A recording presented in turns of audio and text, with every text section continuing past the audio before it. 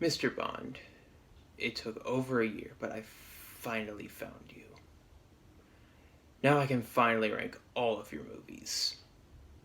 Hey everyone, today I'm going to be ranking all 25 Eon production James Bond movies. I will not be counting Casino Royale 67 or Never Say Never Again because they're not canon. They're their own thing and neither one of them is very good. Before I start, spoiler alert. I apologize in advance if I butcher anyone's names. Starting off way down at the bottom, number 25 is Die Another Day. With most of the bad Bond films, they're at least fun to watch. Die Another Day is not. Remember when Bond got tortured during the opening credits? Imagine how cool it would have been to see him struggle with that trauma and learn to overcome it throughout the movie. Instead, nah, they do a prisoner swap and he's right as rain. What a stupid, wasted opportunity. Pierce Brosnan and Judi Dench are great, and John Cleese is really good as the new Q. But Michael Madsen is clearly just here for the paycheck. The action can be summed up in 3 words. Decent, but stupid.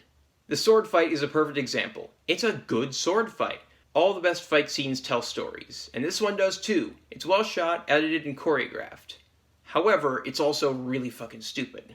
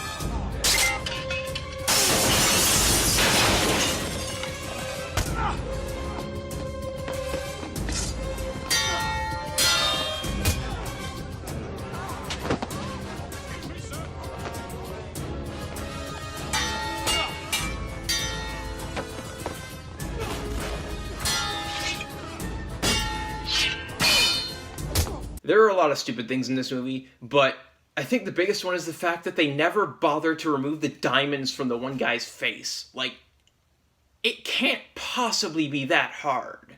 The plot is stupid, the villains are stupid, this movie is terrible. My score is 1.5 out of 5. Number 24 is Quantum of Solace. How the hell is Mark Forster still directing movies? I'd really love to know. Everything he touches automatically becomes worse. World War Z has a lot of fans and made a lot of money, but it's generic as fuck. Christopher Robin was good, and that's it. It was just good. Not great. Then there's Quantum of Solace. This one isn't entirely Mark Forster's fault because, like Transformers Revenge of the Fallen, it was written and made during the writer's strike of 2007. So they started shooting without a completed script, which is a recipe for disaster, I'd say about 95% of the time. There are some instances where it works out, but they are few and far between. Daniel Craig and Judi Dench are great as usual. I like the story they're trying to tell, they just don't do a very good job of telling it. The opening credits sequence is fine, but the song is just meh. The action scenes are well shot, but the editing is a mess. The opening car chase could have been cool if it wasn't cut every single second.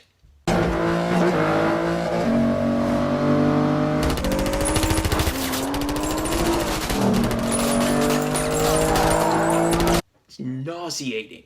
There's another fight scene where Bond is fighting some henchmen, and on paper it probably sounded great, but on film, it's really just an excuse to have Bond and the other guy fight in the air, and it's not great.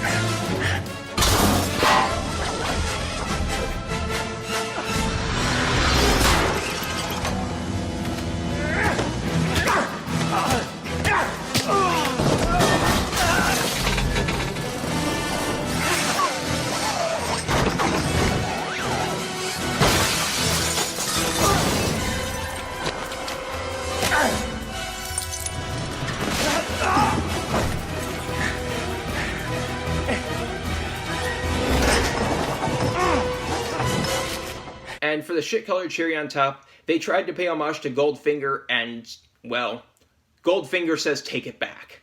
My score is 2 out of 5. Number 23 is A View to a Kill. This is the cheesiest Bond movie by far, and I kind of love it. Kind of. Christopher Walken is great, but his character is not very well written. Bond saves a woman from a burning building, and I've always loved that for some reason. The action is fine, the writing is not great, but not terrible.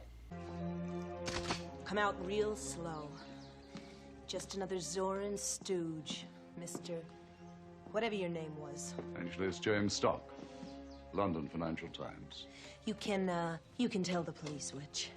Well, you can tell them about the $5 million payoff you received from Zoran.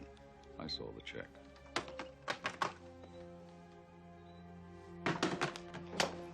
You cut the line. Get back!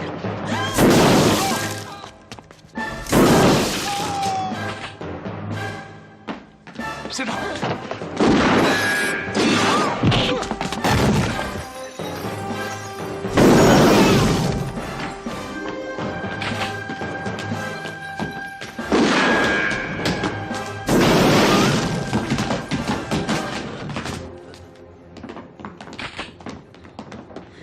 What's this loaded with? Rock salt. Now you tell me.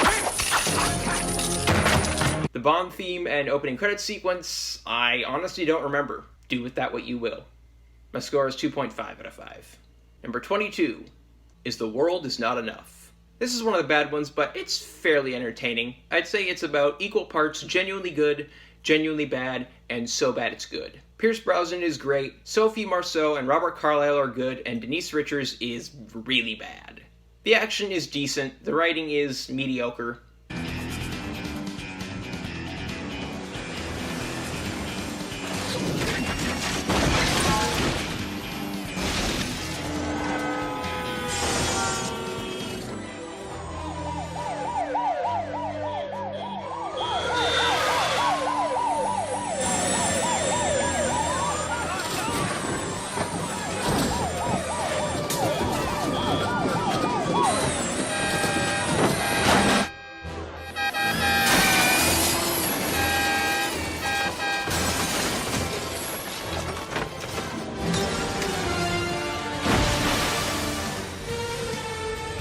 I don't really have a lot to say about this one.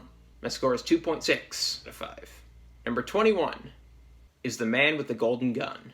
Christopher Lee is outstanding. This movie, not so much.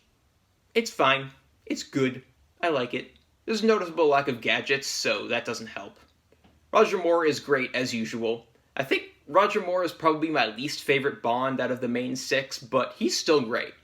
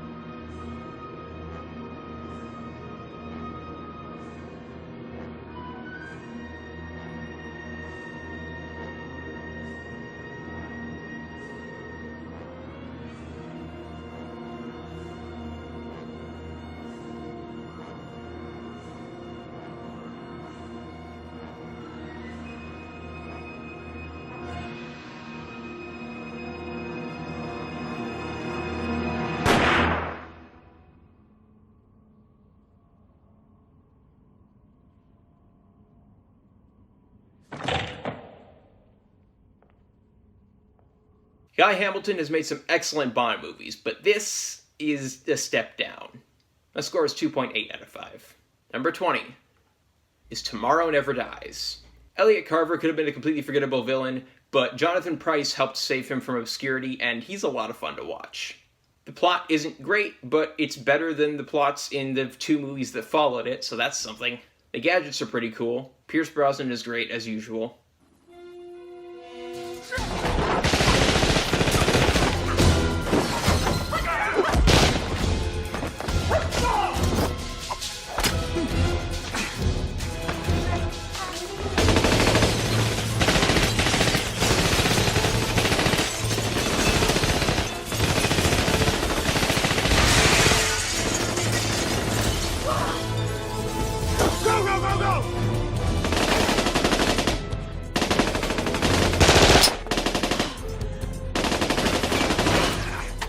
can use the banner. Hope it holds. Get up to him! Ready? Go!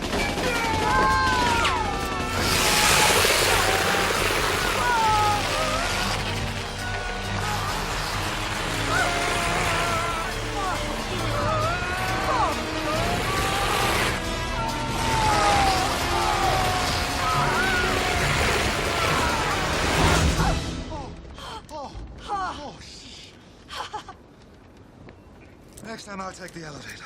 The acting's pretty good overall. The effects are fine. The rating's okay. A score is 2.9 out of 5. Number 19 is Octopussy. This is not one of the more memorable ones, but it's still pretty good. The acting and action are solid, but the plot is subpar and the humor misses more than it hits. Bond dressing up as a clown to blend in is pretty great, though. Ladies and gentlemen, Hey, your attention, is anyone else in there? and now, for the first time in this country, the death-defying human cannonball. I have the pleasure in presenting to you Francisco de Ferle.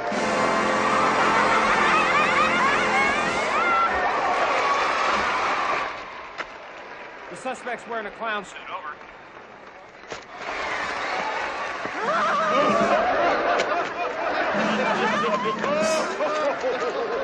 That's him.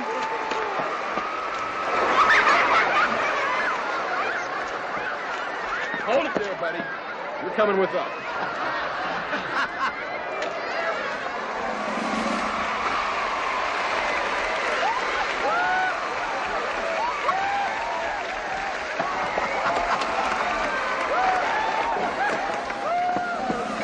General, there's a bomb in that cannon.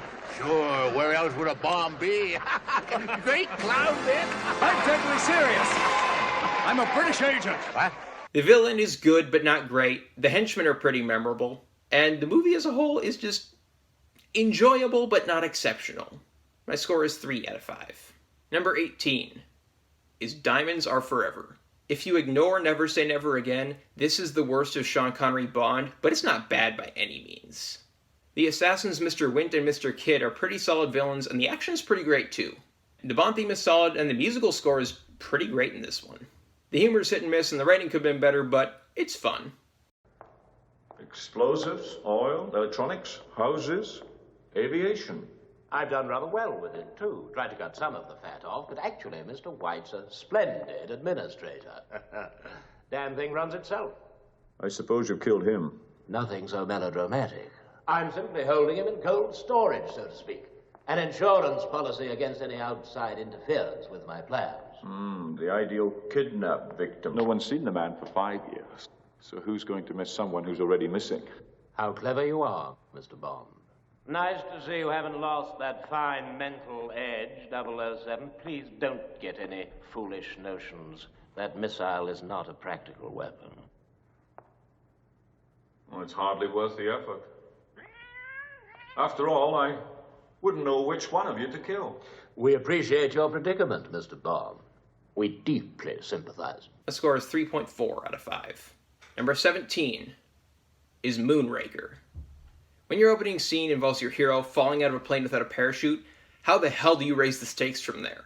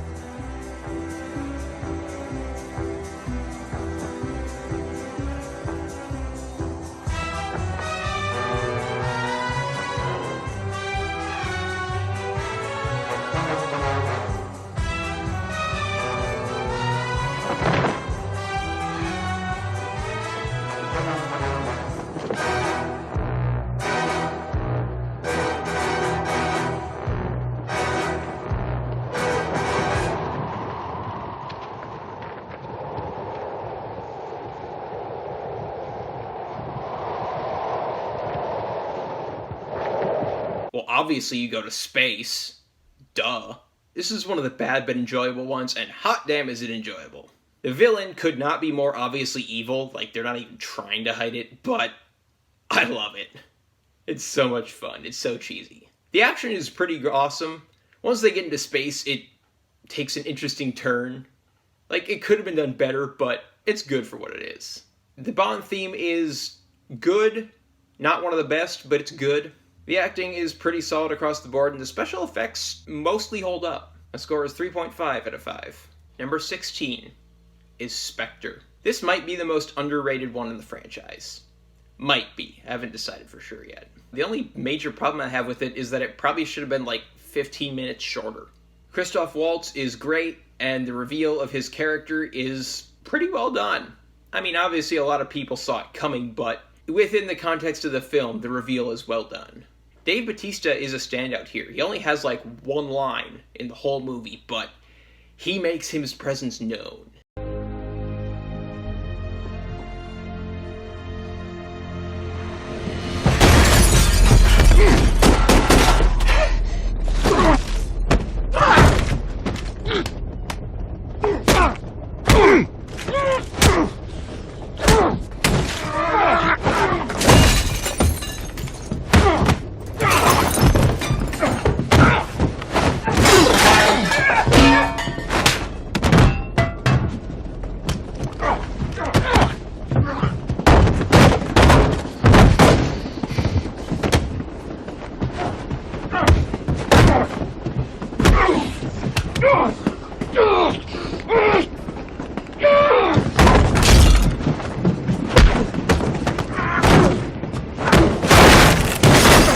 Léa Seydoux is good, and she and Daniel Craig have some pretty solid chemistry. Unfortunately, this is one of those movies where the opening scene is the best part and it's all relatively downhill from there, but it's not bad. It's a good movie, and Writings on the Wall is a very underrated Bond theme. I think it deserved the Oscar, honestly. My score is 3.6 out of 5. Number 15 is For Your Eyes Only. This was the directorial debut of John Glenn, who had been an editor and second unit director on 3 previous Bond movies, and he does a pretty damn good job. The opening credit sequence is underrated as hell, and the action is fantastic.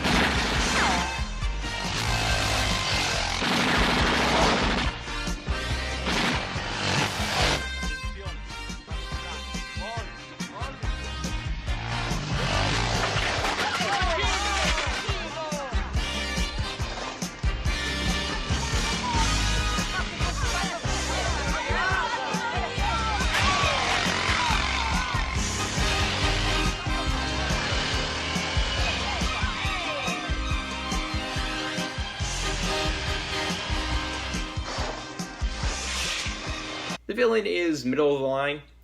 Not the best, not the worst. The tone is more serious than some of its predecessors, and I think it works really well. My score is 3.8 out of 5.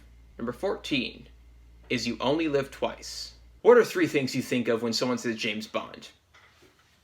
Spaceships, ninjas with guns, Donald Pleasance.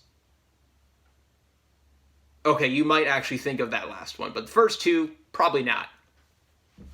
And yet, it works. This movie is underrated as hell. The action is some of the best of the Connery Bond era, especially the dogfight between the Spectre helicopters and Little Nelly.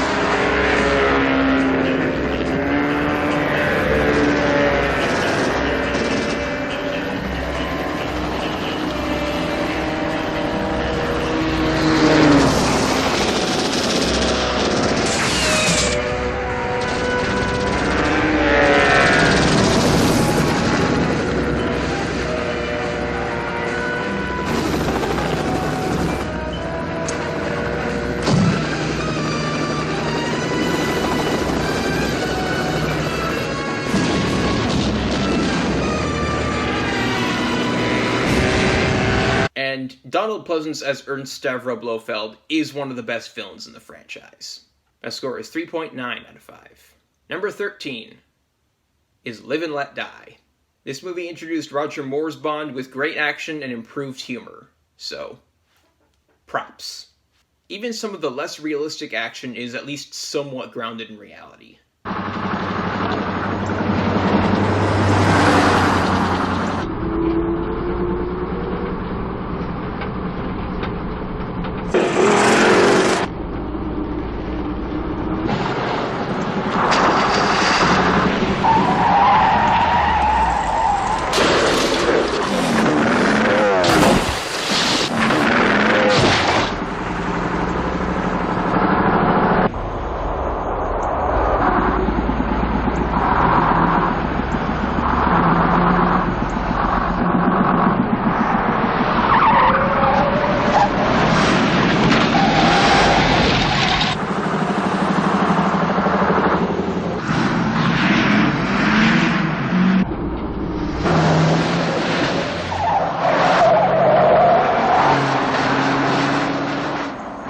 Roger Moore and Yaphet Kotto are both great, and I hope I pronounced that right. And Live and Let Die is one of the best Bond themes. My score is 4 out of 5. Number 12 is the one that started it all, Dr. No. This movie set the standard for all others going forward. I love when Bond is getting his new gun and he tries to take the old one with him. Dr. No himself is one of the better Bond villains. The action is really good. Legendary production designer Ken Adams really established his style with this movie, and I love him. His work is fantastic. I also love the reveal that the Dragon is just an armored vehicle with a flamethrower.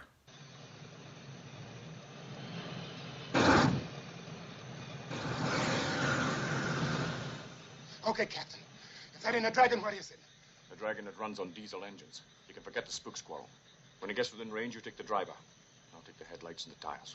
You keep safe out of sight. Come on,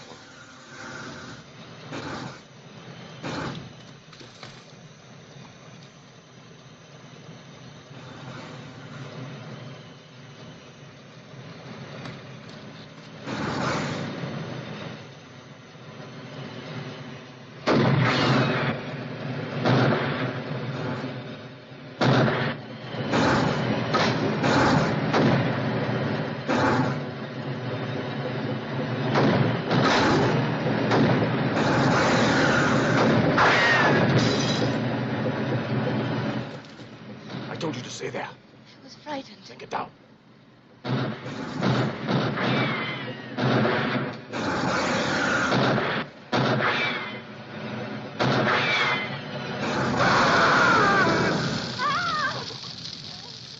The score is 4.1 out of 5. Number 11 is From Russia with Love. This movie took a risk by having pretty much the whole second half take place on a train. And I think it works. It does a great job of creating a claustrophobic atmosphere. Lottie Lenya as Rosa Klebb is one of the best Bond villains. Robert Shaw is great as Red Grant, and the final fight between him and Bond is fantastic. Keep them there.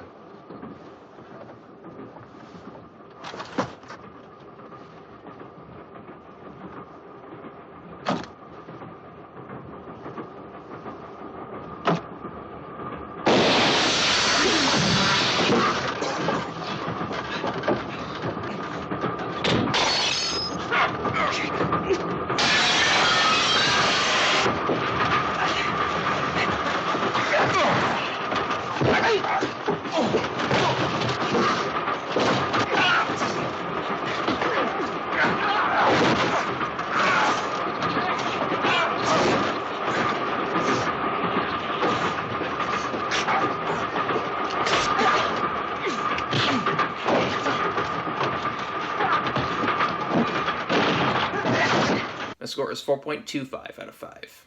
Alright, now we're getting serious. Number 10 is Thunderball. This movie dials up the humor a little and the gadgets a lot, and it adds up to one of the more entertaining entries in the franchise. Sean Connery is great as usual. Adolfo Celli is also great as Emilio Largo. Ken Adams' set design here is some of his best work. The Bond theme, Thunderball, is great, and the action is some of the best of Connery-era Bond.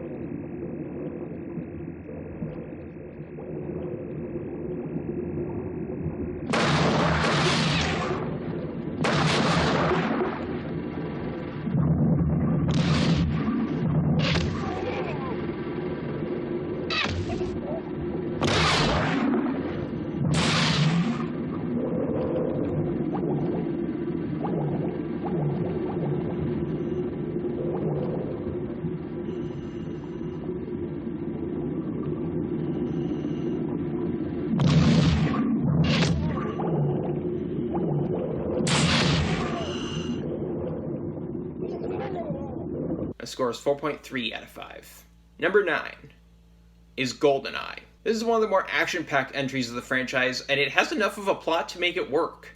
Famke Janssen is fantastic as Xenia Onatopp. Sean Bean is great, and Pierce Brosnan is excellent as usual. I kind of feel bad for Pierce Brosnan because he had the worst run of Bond movies. I mean, this one is great, but the other three are varying degrees of meh.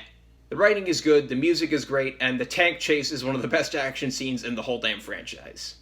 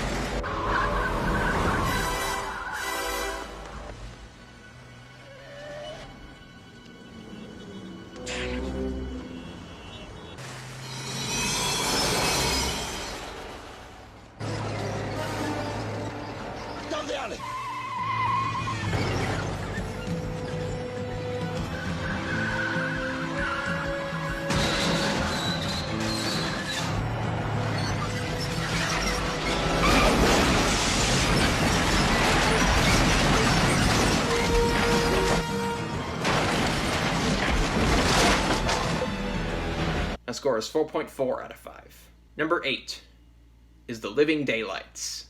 Timothy Dalton is a top 3 Bond actor for me. I don't know exactly what my ranking of them is, but he's top 3 for sure. This movie drops the humor of the previous entries, and it takes a more serious, darker tone. And it really fucking works. I love it. It still has the one-liners and the awesome gadgets and the great action, but it takes it more seriously, and I absolutely love it.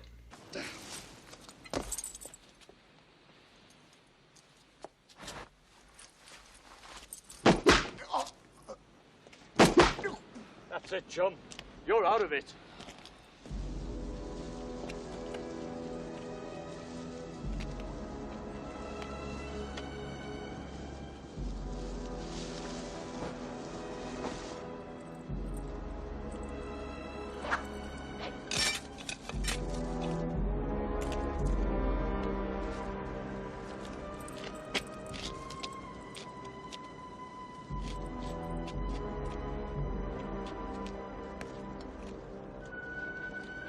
Game's up, mate.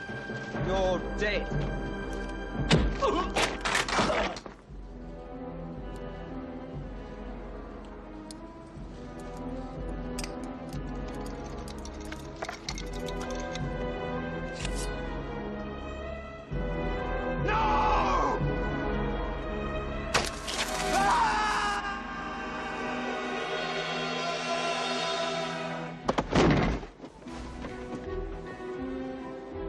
The villain is pretty great too. My score is 4.5 out of 5. Number 7 is License to Kill. I think this one is a slight improvement over its predecessor. It pretty much takes everything The Living Daylights did and does it just as good, if not better. Like its predecessor, it's darker and more mature than most Bond movies, and I think it really works. I friggin' love it. The tone is one of the main reasons these two movies stand out from the bunch. Where's my wife? Don't worry. We gave her a nice honeymoon.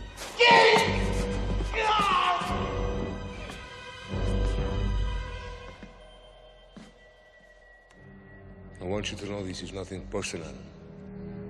It's purely business.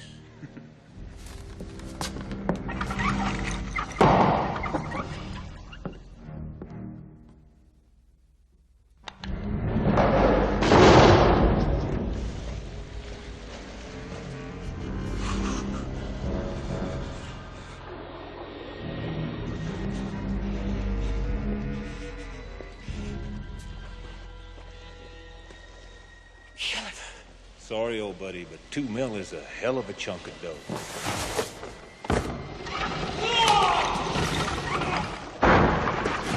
Timothy Dalton gives the better of his two performances as Bond, and he's backed by a solid supporting cast. The main area where this movie improves on The Living Daylights is the action, which is friggin' great. And the opening credits sequence is pretty awesome. That score is 4.6 out of 5. Number 6 is No Time to Die. This movie doesn't quite reach the high bar set by Casino Royale and Skyfall, and there's nothing wrong with that. It's still a great fucking movie, and it's exactly the send-off that Daniel Craig Bond deserves. Craig gives easily his best performance as James Bond in this movie. Rami Malek is also great, makes for a very understated villain, which I always appreciate. Léa Seydoux elevates Madeline Swan from an average Bond girl to a top-tier Bond girl. Lashana Lynch, Ralph Fiennes, Ben Winshaw, Naomi Harris, Jeffrey Wright, and Christoph Waltz are all good, if not great. And motherfucking Ana de Armas absolutely steals the show. And I am fully on board with her getting a spin-off. She is fantastic. Cary Fukunaga's direction is great, and his and Phoebe Waller-Bridge's script is tight. Linus Sandgren's cinematography is some of the best in the franchise. And Tom Cross and Elliot Graham's editing is very good. The musical score is pretty great, and Billie Eilish's No Time to Die is easily the second best Craig Bond theme after Skyfall.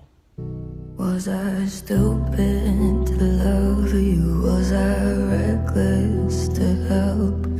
Was it obvious to everybody else that I've fallen for a lie? You were never on my side. Fool me once, fool me twice. Higher than the paradise. Now you'll never see me cry.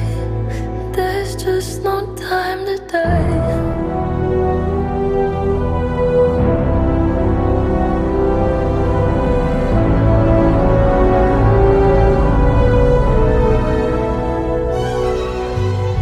The score is 4.7 out of 5. Number 5 is The Spy Who Loved Me.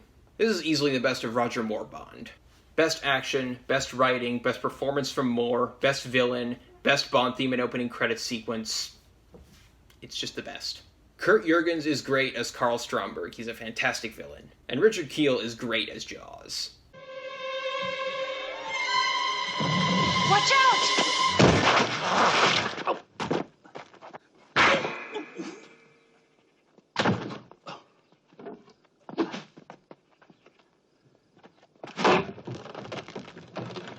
Don't move.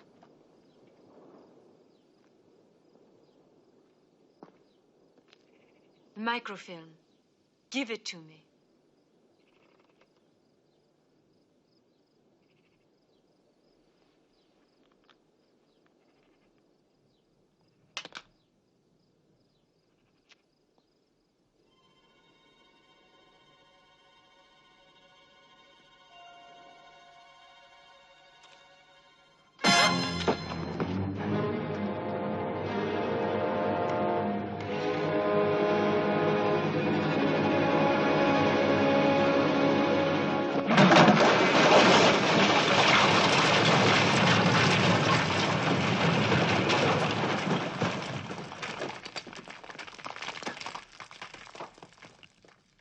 Egyptian builders.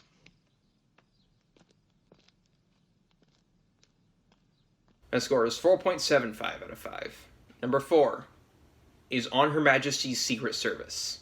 It's a shame George Lazenby only made one Bond movie, because he's fantastic. This movie has some of the best action of its era, and one of the most heartbreaking moments in the entire franchise, honestly. He's got a point. We do look like an ad for a flower shop. And that reminds me, I didn't even send you flowers. Anyway, you have given me a wedding present. The best I could have. The future. Mrs. Bond, shut up. And don't eat it all at once. He loves me. Instinctively. Infuriatingly. Intensely. Indubitably. First a boy, and then a girl.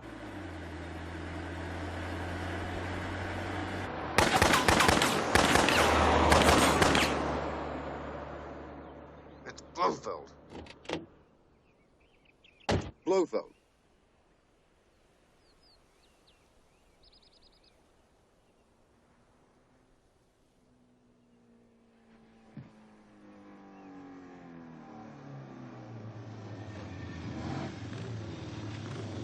The writing, theme song, and set design are all top-notch.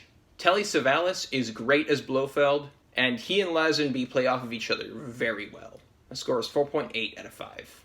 Number 3 is Goldfinger.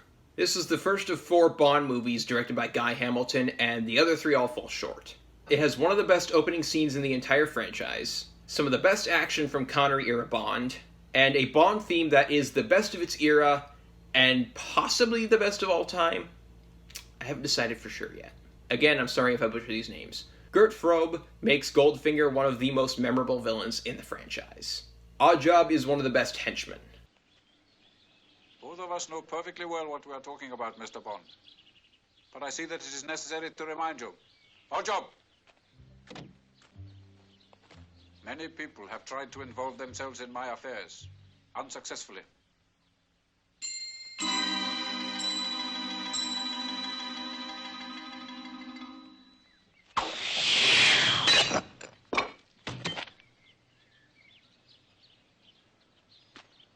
Remarkable.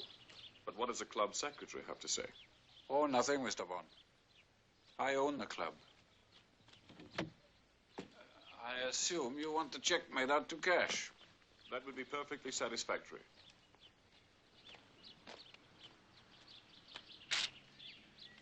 Goodbye, Mr. Bond.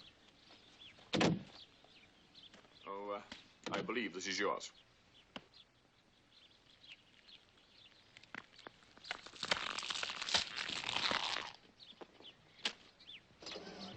This movie is a near-perfect combination of humor, catchphrases, gadgets, and action, and it all comes together into a classic Bond film. My score is 4.9 out of 5. Number 2 is Skyfall.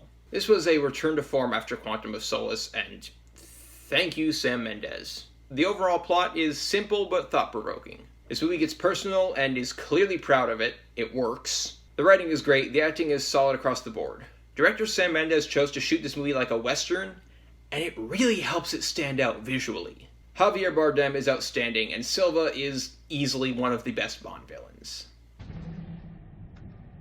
Hello, James. Welcome. Do you like the island? My grandmother had an island. Nothing to boast of. We could walk around it in an hour, but still it was a paradise for us. One summer, we went for a visit and discovered the place had been infested with rats. They'd come on a fishing boat and gorged themselves on coconut. So how do you get rats off an island? My grandmother showed me. We buried an oil drum and hinged the lid. Then we wired coconut to the lid as bait, and the rats would come for the coconut, and boing, boing, boing, boing, boing, boing, they would fall into the drum. And after a month, you've trapped all the rats. But what did you do then? Throw the drum into the ocean? Burn it? No. You just leave it. And they begin to get hungry. And one by one, they start eating each other until there are only 2 left, the 2 survivors. And then what? Do you kill them? No. You take them and release them into the trees. But now they don't eat coconut anymore. Now they only eat rat. You have changed their nature. The 2 survivors. This is what she made us. The Bond theme is one of the best. Possibly the best. I'm not sure. I haven't decided yet. But it is outstanding. It deserved the Oscar. My score is 4.95 out of 5. Finally, my number 1 is Casino Royale. Look, in all honesty, the cinematography in the first 20 Bond movies is nothing special. That's not to say it's bad, because many of them are well shot, but there's just nothing special about the camera work in any of them, even in Goldeneye. Casino Royale changed that, along with many other things. Sean Connery may have perfectly embodied the role of Bond, but Daniel Craig made it his own. The supporting cast are at the top of their game, and Mads Mikkelsen is excellent as Le Chiffre.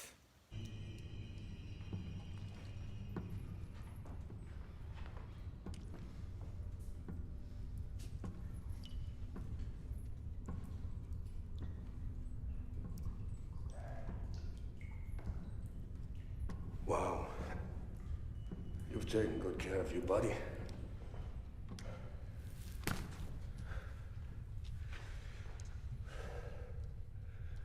Such a waste.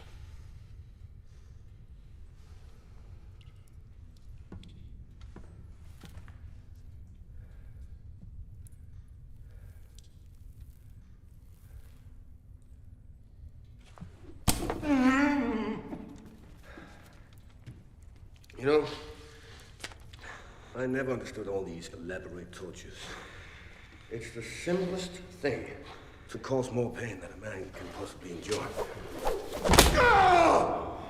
And of course, it's not only the immediate agony, but the knowledge that if you do not yield soon enough, there will be little left to identify you as a man.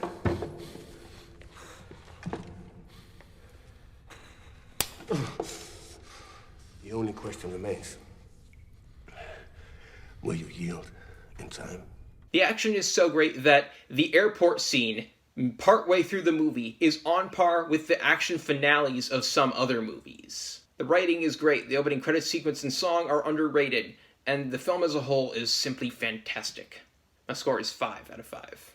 Hey everyone, let me know what you think. What's your ranking? I guarantee it's probably different than mine. Like and subscribe and all that. If you don't like the video, subscribe anyway so you can tell me how bad my other stuff is. I like feedback. That's all for now. Stay safe in these crazy times.